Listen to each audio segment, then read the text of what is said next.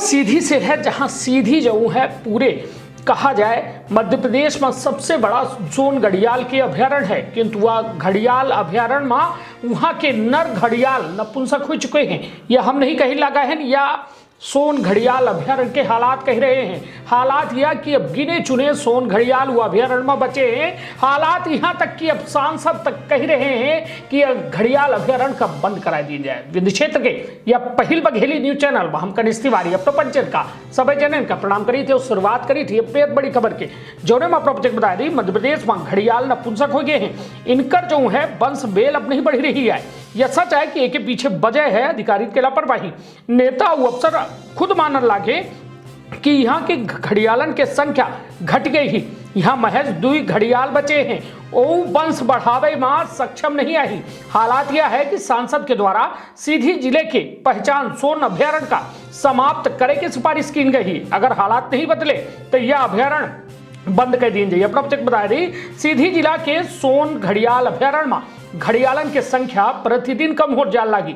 यहाँ पिछले 5 सालन में घड़ियालन के वंश नहीं बढ़ा। विभाग के कहा है कि यहाँ 27 घड़ियाल हैं, लेकिन देखा जो है सिर्फ आधा दर्जन है। अधिकारी के कहा है कि अभ्यारण्य में नर घड़ियाल 2 से ज्यादा हैं, लेकिन वंश वृद्धि में सक्षम नहीं आई। यह समस्या से निदान खातिर यहाँ पिछले साल 5 घड़ियाल बाहर से लाए गए हैं, लेकिन ओहू के कोनो लाभ नहीं मिला था। प्रोजेक्ट बता दी दूसरा ओर यहाँ पर्यटन का जो है आकर्षित करे खातिर कोनो ठोस योजना नहीं है। न अच्छी सड़क है, न ठहरे और खाए की उचित व्यवस्था है। जबकि सोन घड़ियाल अभ्यारण्य खातिर 209 किलोमीटर के दायरा तय किया गया है। यह दायरा में सोन और गोपत नदी है जो पर्यटन का अपने ओर खींच सका थी। गौरतलब यह है कि अभ्यारण्य या हालत खातिर कई बे वरिष्ठ अधिकारियों के साथ पत्राचार हो चुका है, लेकिन होकर कौनो हल नहीं निकला है। प्रोजेक्ट बता दी मामला कर लेके जब राज्यसभा सांसद अजय प्रताप सिंह के द्वारा सवाल किया तो उनके द्वारा कहा गया कि सोन घड़ियाल अभ्यारण्य का समाप्त कर दे चाहिए। एक खातिर सरकार से सिफारिश की गई।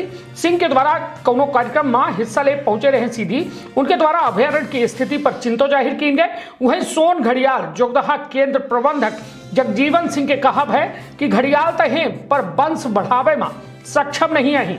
यह बात कल के कई पे चर्चा हो चुकी है, तो सीधे तौर पर समझी कि आस्था के केंद्र आए सोन नदी और यह सोन नदी से हमा खनिज संपदा, यहाँ के व्यापार, यहाँ के कहा जाए कि जीवन दिनचर्या जुड़ी है।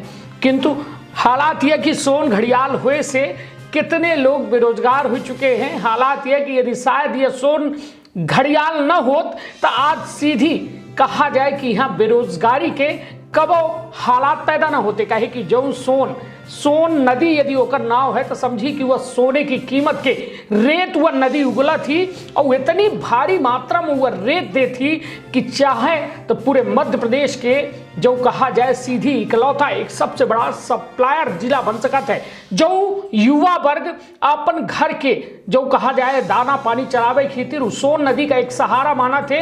ट्रैक्टर 407 में यदि कबो रेत निकालत फंस गए तो भाई अपने जमीन, अपने भूइया, अपने माटी के यदि खनिज निकारी नहीं तो माफिया माने जाते और उनका पुलिस माफिया बना दे थी तो खुद बेहद दुखद हालात है। और निश्चित तौर पर एमपी संदेश पहले यह बारे में आवाज उठा चुका है कि यदि सोन घड़ियाल अभ्यारण्य एक निश्चित दायरा में है, जहां 4 किलोमीटर 5 किलोमीटर में उनका प्रजनन क्षेत्र है, तो उतने में वह घड़ियाल अभ्यारण्य का सीमित कर दी जाए तब बाकी जगहन के उपयोग बेरोजगार युवकन का रोजगार मुहैया करावे में की जा सकता है। और वास्तव में सीधी खातिर राजस्व के साथ साथ एक वास्तव में रोजगार के बड़ा केंद्र मुहैया हो जाए। अपन बहुत ख्याल रखब, अपने परिवार के बहुत ख्याल रखब। धन्यवाद, प्रणाम।